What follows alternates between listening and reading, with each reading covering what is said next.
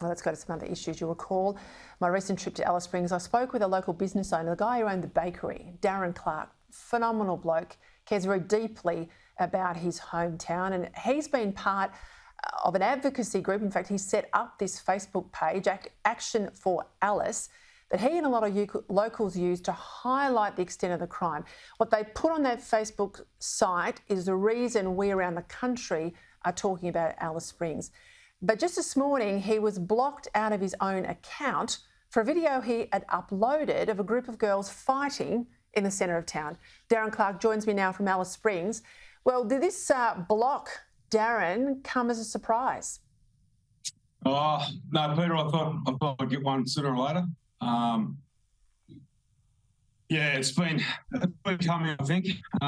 But like the video I showed that I put up and the reason for the ban, which was under the title of harassment and bullying, is very tame compared to a lot of other things you'll see on Facebook or other social media outlets. So, yeah, quite disappointed, and yeah, I smell a rat.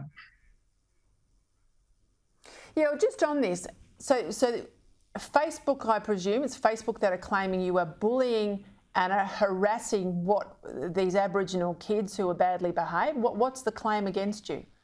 Or is there a political motivation here? I reckon there's been a few phone calls and emails sent, Peter. I've got no doubts about that. I'm not a conspiracy theorist, but I don't trust this government here in the Northern Territory one iota. So, look, this is a very tame video. As you know, I'm fighting hard for a town here, but I'm also fighting hard for Indigenous people here in the Northern Territory, and the women and the children.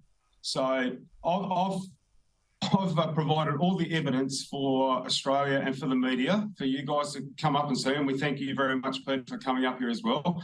So the whole of Australia has seen it, which then forced the Prime Minister to come up. And now it's also forced $250 million in funding to come to Alice Springs too.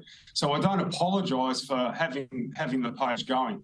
And this is just showing the problems that we've got, and it still continues now. So it's not going away. So look, Facebook, we're just showing the truth, and we're just trying to help some kids here. We're trying to save some lives and change Indigenous people's lives here in the Northern Territory. So I'll probably put a call out here. I'll flip this back around, Peter. How about Facebook get in contact with me once they've unsuspended me? And how about Facebook set up a foundation here for Indigenous children in the Northern Territory? I'll put the challenge out to Facebook. You've got a lot of money, guys. You've got a lot of power. If you want to shut down the truth, shut out a decent bloke and a decent town of people that are fighting to keep our community together. And when I say a community, a black and white community, that's what we are. We're united, we work together, we play together, we do the lot.